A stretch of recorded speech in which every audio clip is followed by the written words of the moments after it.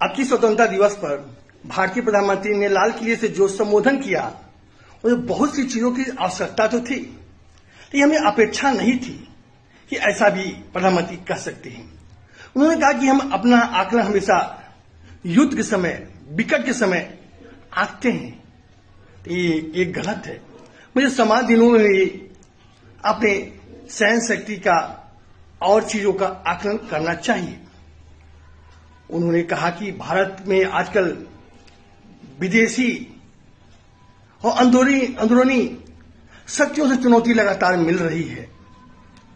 हमारा तथाकथित मित्र राष्ट्र अमेरिका मुझे साथ दुश्मन जैसा रवैया कर रहा है।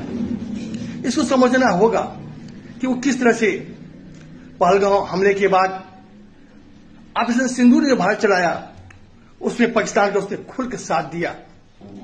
ये निश्चित तौर पर कहीं न कहीं ये अमेरिका के लिए तो हानिकारक होगा ही, लेकिन उनका व्यक्तिगत फायदे को ध्यान रखकर ऐसा फैसला किया। उन्होंने कहा कि युद्ध में देखा गया कि भारत विदेशी चुनौतियों के साथ साथ घरेलू चुनौतियों का भी सामना कर रहा है।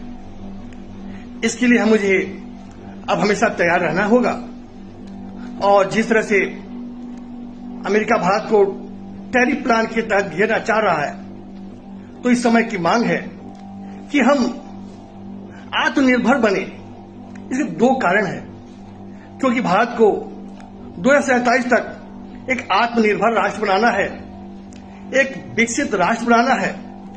दूसरे, इन चुनौतियों का सामना करने के लिए मुझे आत्मनिर्भर बनना होगा। इसके तहत मुझे इन्हें कहा कि वो दिवाली के बाद जीएसटी में कुछ बदलाव करेंगे।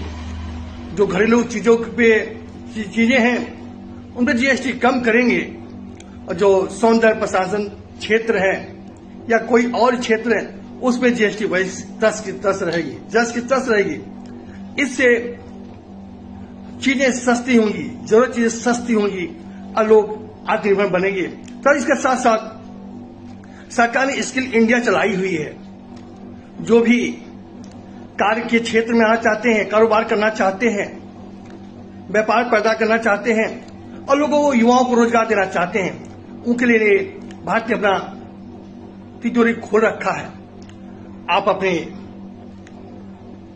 अपने सोच को सरकार के सामने रखिए, आपको उस हिसाब से लोन मिल जाएगा और कई लोन में सब्सिडी भी है। इसको देखते हुए युवाओं को अब प्राइवेट सेक्टर में आना होगा। अब नौकर नहीं, मालिक बनने की कवायद करनी होगी।